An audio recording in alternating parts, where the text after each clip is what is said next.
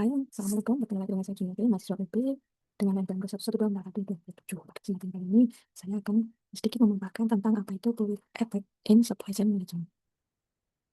Mengenal apa itu fluid effect? Fluid effect sebenarnya adalah dia efek campur di mana adanya fluktuasi kecil di level hilir atau di level retail akan menyebabkan fluktuasi besar di level hulu ataupun di level manufaktur.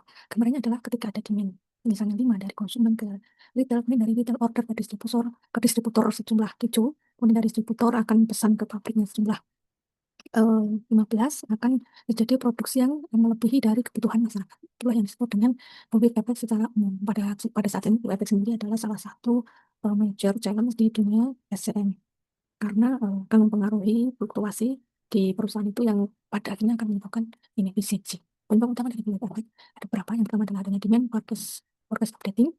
Bahwasanya forecast itu didasarkan oleh order yang diterima. Misalnya dari pabrik menerima order dari distributor. Nah, dasar order dari distributor itulah yang menjadikan alasan pabrik untuk memproduksi sejumlah barang. Padahal itu sebenarnya adalah bukan aktual demand. Karena setelah ditelusuri ke level hilir, permintaan dari konsumen itu sebenarnya tidak sejumlah itu. Itu yang pertama. Kedua adalah order batching. Dimana dapat menyebabkan order dan frekuensinya adalah tidak bisa diprediksi atau tidak konstan.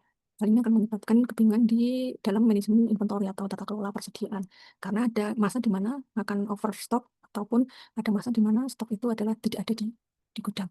Nantinya pada akhirnya akan menyebabkan ketidakpuasan dari sisi pelanggan karena tidak mendapatkan barang sesuai kebutuhannya.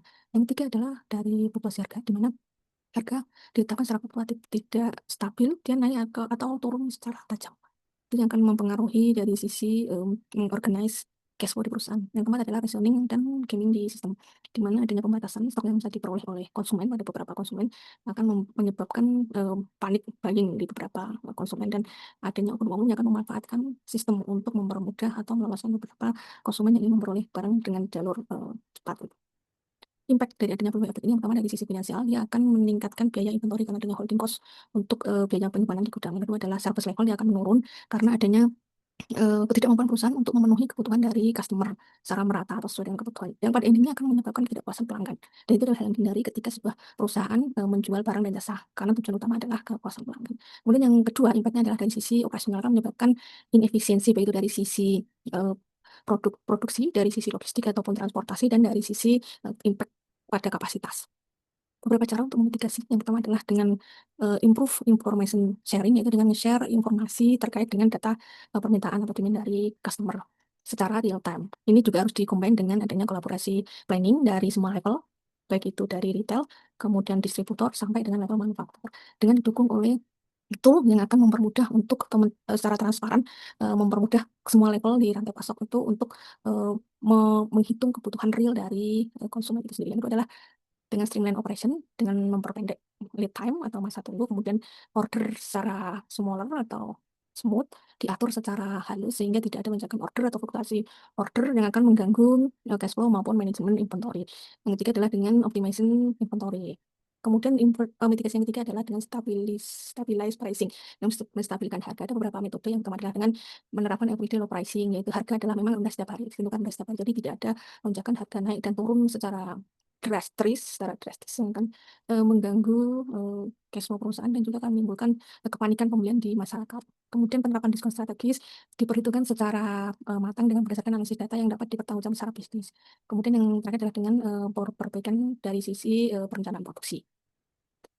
Dalam memitigasi public effect ini, peran penting adalah dari sisi teknologi, karena teknologi sebenarnya adalah kuncinya dengan membuat SM software dan ERP system, kemudian memanfaatkan AI dan machine learning, IoT, dan real-time tracking untuk men-tracking demand secara real-time dari masyarakat sebagai dasar dari pabrik untuk memproduksi jumlah barang, kemudian untuk dasar distribusi beberapa barang sesuai dengan demand dari masyarakat.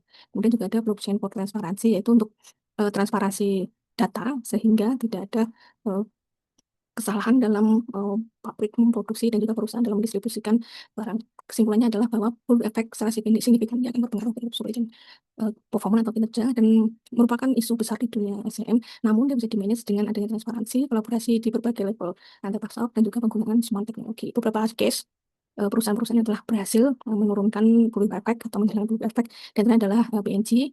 Dia dengan cara memperbaiki koordinasi dengan retail dengan melalui pengurangan order secara volatilitas,